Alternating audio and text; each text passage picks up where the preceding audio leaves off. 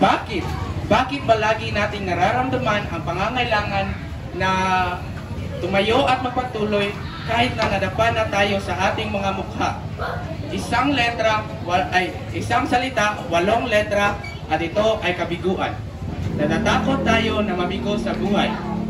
Hindi natin inaasahan na ang ating mga plano ay maaaring hindi pumunta sa paraan na hindi natin gusto. So, ibibigit ko muna ang aking mga mata. Wala akong nakikita ngayon. So, kapag ginagamit ko ang aking pag-iisip nito, makikita ko na talagang nakikita ko ngayon na ang mga pangarap ko ay natotoo, nagaganap na sa aking buhay.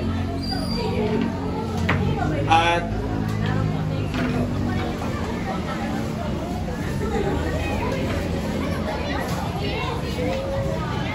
hindi ako nawalan tayong lahat ay may mga pangarap. Hindi ako nawawalan ng pag-asa dahil na meron akong tiwala na ibinibigay ko sa Diyos. Siya yung nasa gitna ng aking mga plano palagi. Hindi ko inaasahan na mapupunta ang lahat ng gusto ko, mga lahat ng inaasam-asam ko, pero nagtiwala ako sa Diyos dahil siya yung may kapabilidad na bigyan ako ng lahat. At kung wala man ang Diyos ngayon, ay wala mo rin ngayon. So, yan lang lahat.